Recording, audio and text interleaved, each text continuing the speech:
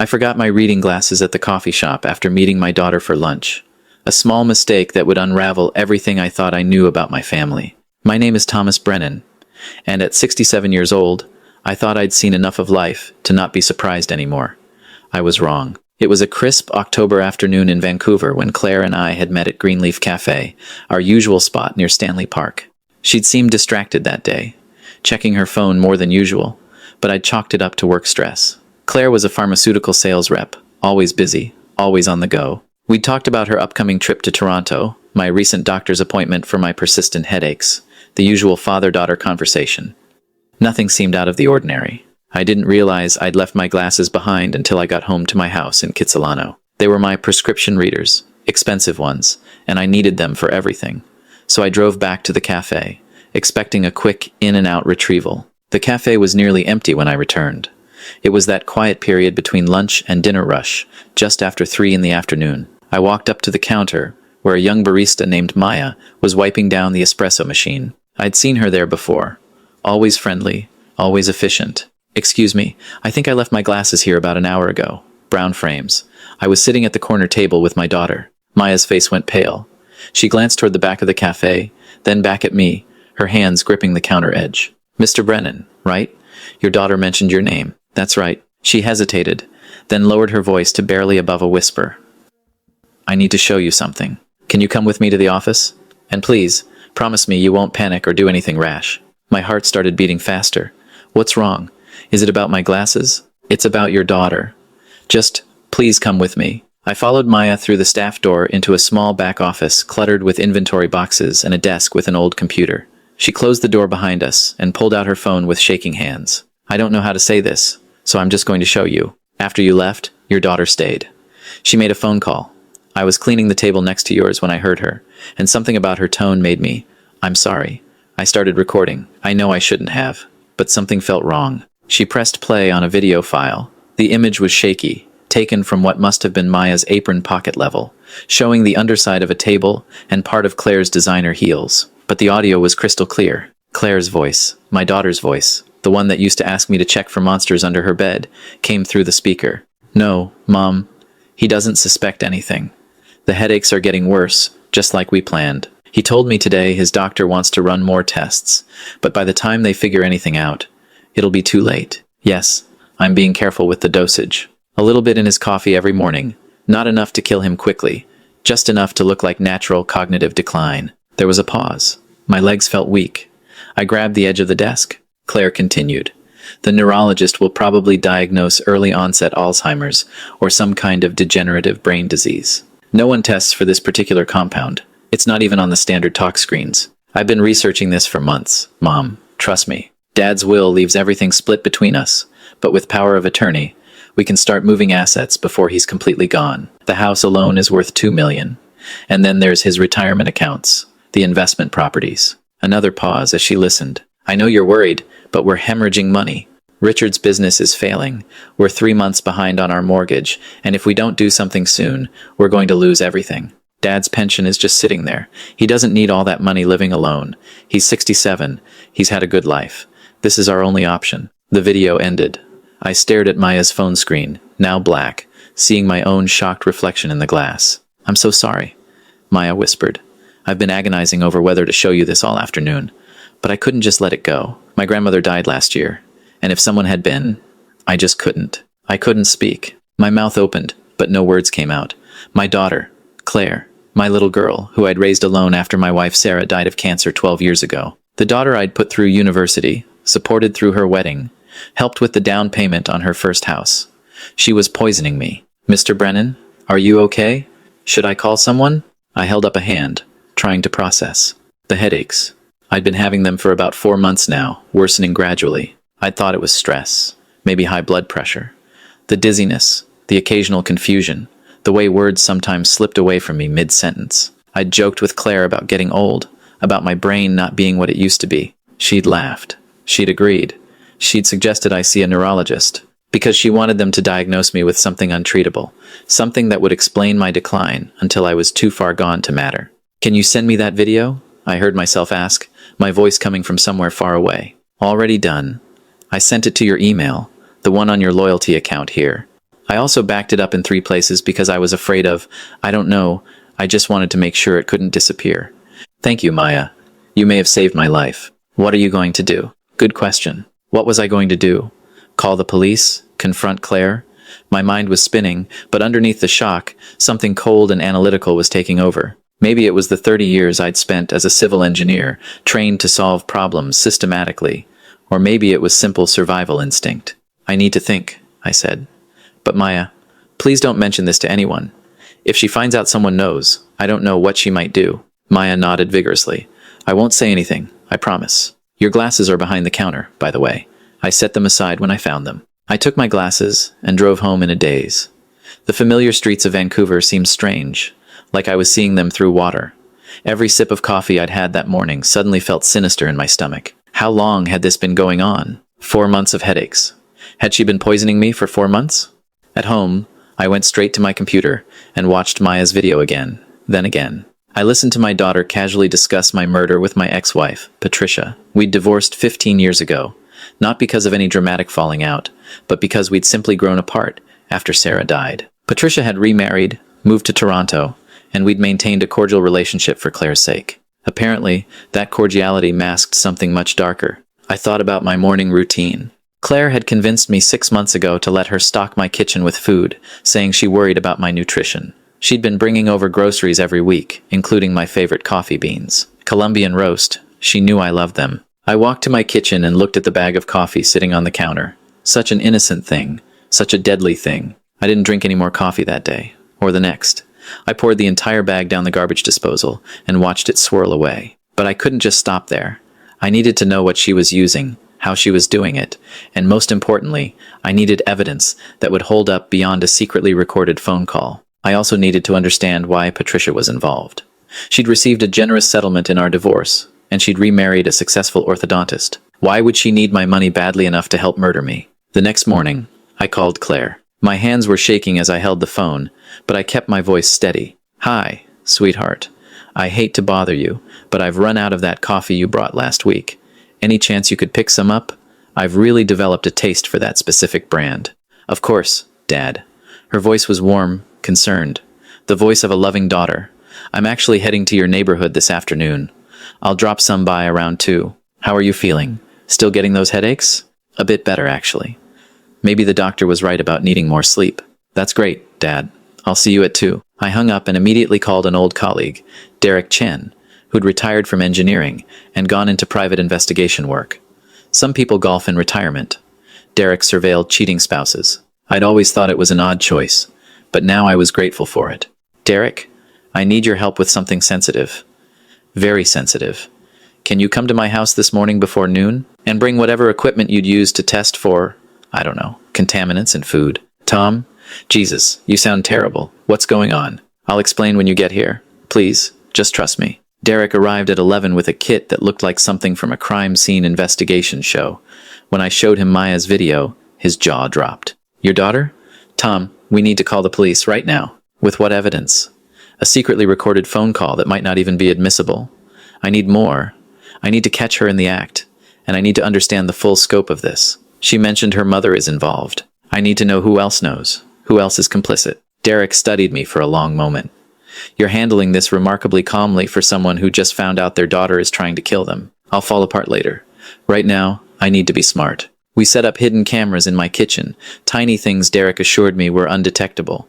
One focused on the counter where I kept my coffee, another on the general kitchen area. We also prepared several sealed evidence bags for whatever Claire brought. When Claire arrived at 2, I was sitting in my living room pretending to read the newspaper, my stomach in knots. Derek was parked down the street, monitoring the camera feeds on his laptop. Dad, I'm here.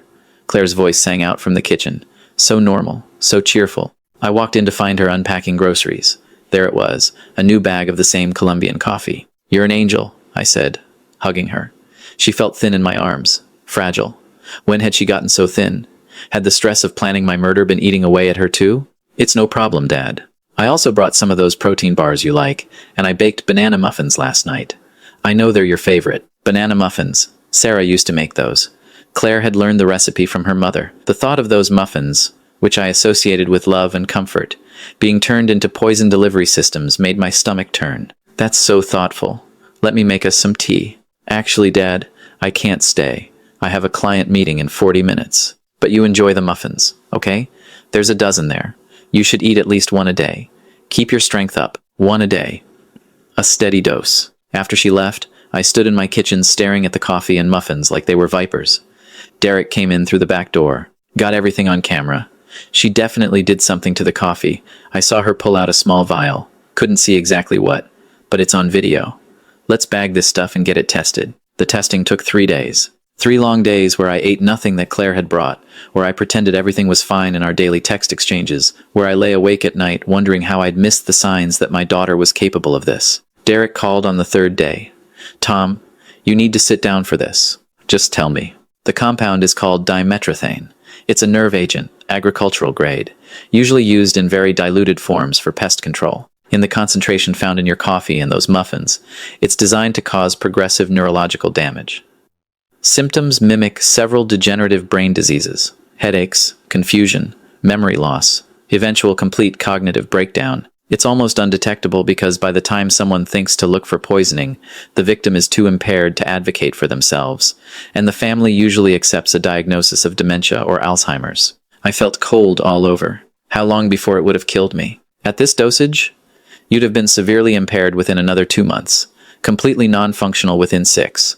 Actual death would probably take a year, maybe 18 months. You'd waste away in a care facility while your power of attorney, presumably your daughter, liquidated your assets. Can you trace where she got this? That's where it gets interesting.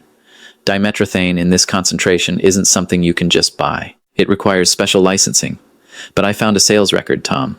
Your ex-wife, Patricia? Her husband, Dr. Leonard Huang. He has access through his dental practice. They use industrial-grade chemicals for sterilization, and the supplier he uses also handles pest control compounds. I think Patricia got it through him, so Leonard was involved too. Or maybe he was an unwitting accomplice, his credentials misused by his wife. Either way, the conspiracy was wider than just Claire. What do I do, Derek? You go to the police. Now. We have the video, we have the physical evidence, we have the compound identified. This is attempted murder, Tom. Premeditated, calculated, ongoing attempted murder. But I hesitated. Because Claire was still my daughter. Because once I made that call, there was no going back. Her life would be over. She'd go to prison. And part of me, the part that remembered teaching her to ride a bike and helping her with math homework and walking her down the aisle at her wedding, that part couldn't quite let go. I need to understand why first. I need to talk to her. Tom, that's insane. She's trying to kill you. I know. But I need to hear it from her. I need to know if there's any piece of my daughter left in there, or if I've already lost her completely. Against Derek's vehement protests, I called Claire that evening. Sweetheart, can you come over tomorrow? There's something important I need to discuss with you. About my will, actually. There was the briefest pause before she answered, and I wondered if I'd imagined the hint of eagerness in her voice. Of course, Dad. Is everything okay? Everything's fine. I've just been thinking about the future, about making sure you're taken care of. Can you come around 10? I'll be there. I didn't sleep that night. I lay in bed, staring at the ceiling, thinking about all the moments that had led here. Had I failed her somehow? Had I been too lenient, too generous? Had losing her mother at such a young age broken something in her that I'd never noticed? The next morning, Derek parked his surveillance van 2 houses down, ready to record everything. I'd also called my lawyer, Elizabeth Warren, and explained the situation. She'd been horrified but agreed to be on standby. The police were 1 phone call away. Claire arrived exactly at 10, carrying a thermos. I brought you some of that herbal tea you mentioned helped with your headaches, she said, kissing my cheek. More poison, probably. I took the thermos and set it aside. Come, sit down, Claire. We need to talk. We sat in my living room, the same room where she'd played with dolls as a child, where she'd cried on my shoulder when her first boyfriend broke her heart, where we'd celebrated her engagement to Richard. The morning light came through the windows, and she looked so much like Sarah in that moment that it physically hurt. Dad, you're scaring me. What's wrong? I know, Claire. I know what you've been doing. Her face went blank, carefully neutral. What are you talking about? I know about the dimethylmethane. I know you've been poisoning me for months. I know Patricia is helping you. I know about your financial problems, about Richard's failing business, about your plan to use power of attorney to steal my assets while I deteriorated. The color drained from her face. Dad, I don't. Who told you this? This is insane. I have video of you on the phone with your mother discussing it. I have the coffee and muffins you brought, tested by a professional lab. I have evidence of everything, Claire. So please, don't insult us both by lying. For a long moment, she just stared at me. Then something in her face changed, hardened. The mask fell away, and I saw someone I didn't recognize. Fine. Yes, I've been giving you dimethylmethane. Are you happy? Is this what you wanted to hear? The casual admission, the lack of remorse. It was like being punched in the chest. Why, Claire? Help me understand why. Why? She laughed, a bitter sound. Because you're sitting on millions of dollars that you don't even need. You live in this house alone. You don't travel. You don't do anything. Meanwhile, Richard and I are drowning. We're about to lose our house, Dad. Our house. The one you helped us buy, remember? Well, Richard's investments went south, and then his business partners screwed him over, and now we're buried under debt. You could have asked me for help. Asked? Like I've been asking for the past year? You gave us $20,000 last Christmas, Dad. $20,000. That didn't even cover 2 months of what we owe. We need real money. And you just keep saying you're worried about giving us too much, that we need to learn to manage our finances better. So you decided to kill me instead. You're 67 years old. You've lived a good life. You had a career, you had love, you had Mom, and then Sarah. What do Richard and I have? Debt, shame, failure. This was supposed to be our life, Dad. We were supposed to be successful, happy, but we can't get there without capital. And you're hoarding it all like some kind of dragon sitting on gold. I'm hoarding the money I worked my entire life to earn, the money I was planning to leave you anyway when I actually died of natural causes. When? When would that be? You're healthy, Dad. You could live another 20 years. We don't have 20 years. We don't have 2 years. We need help now. I looked at this woman, my daughter, and tried to find any trace of the person I'd raised. And Patricia? What's her stake in this? Claire's laugh was sharp. Oh, Mom's broke too. Turns out Leonard has a gambling problem. They're mortgaged to the hilt, and the dental practice is barely staying afloat. She needs her share just as badly as I do. So the two of you decided to murder me. It's not murder if you were just going to die eventually anyway. We're just accelerating the timeline, and you wouldn't have suffered, Dad. You'd have just slowly forgotten everything, gone peaceful in some care home, thinking you were back in the 1980s or something. The detachment in her voice was chilling. This wasn't a momentary breakdown, wasn't a crime of passion. This was calculated, rationalized, justified in her own mind. Did Richard know? She hesitated. No. He knows we're getting an inheritance soon, but he doesn't know how soon or why. I didn't want to burden him with the details. At least one person in her life was innocent of this. What happens now, Dad? Are you going to call the police? I should. You understand that I should, right? You tried to kill me, Claire. Your own father. I'm trying to save my life. Can't you understand that? Richard and I were good people who made some bad investments. We don't deserve to lose everything while you sit here in your paid-off house with your pension and your retirement accounts. It's not fair. So you'll poison me instead? That's your definition of fair? What I did was practical. Ruthless, maybe, but practical. You taught me to be a problem solver, Dad. Remember, you always said that engineers look at problems and find solutions. Well, I found a solution. I stood up, my legs shaky. Get out of my house. Dad, get out. I can't look at you right now. I can't even breathe the same air as you. What are you going to do? I'm going to call my lawyer. I'm going to change my will. And then I'm going to decide whether to call the police or just let you live with what you've done. You wouldn't turn in your own daughter. You poisoned your own father. I guess we're both discovering what we're capable of. Claire stood, her handbag clutched tight. If you go to the police, it'll destroy our family.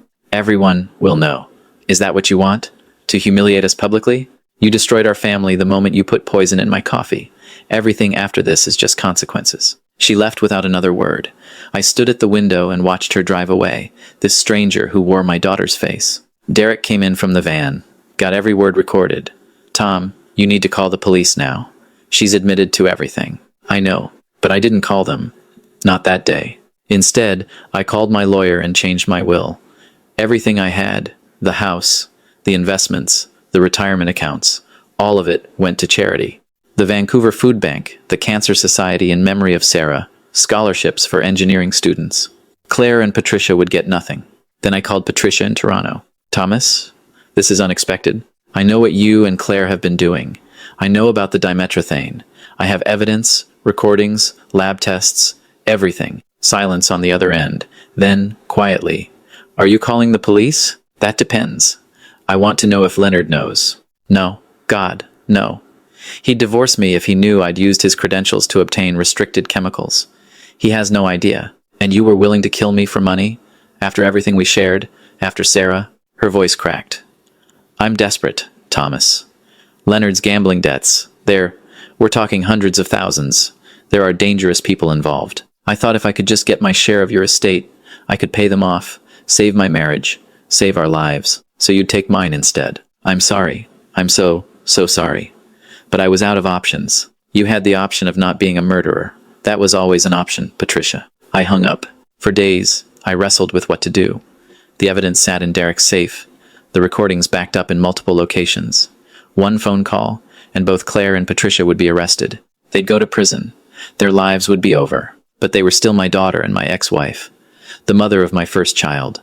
Though Sarah was gone now, and some part of me couldn't quite make that final step. In the end, I didn't call the police. Instead, I did something else. I contacted both Claire and Patricia and arranged a meeting with my lawyer present. I laid out what I knew, showed them copies of the evidence, and explained the new terms of their lives. I'm not going to the police, I said, watching the relief flood their faces. But understand this is not mercy. This is me protecting myself and ensuring justice. I slid documents across the table. These are legal agreements. You will both sign them. Claire, you will never contact me again. No calls, no visits, nothing.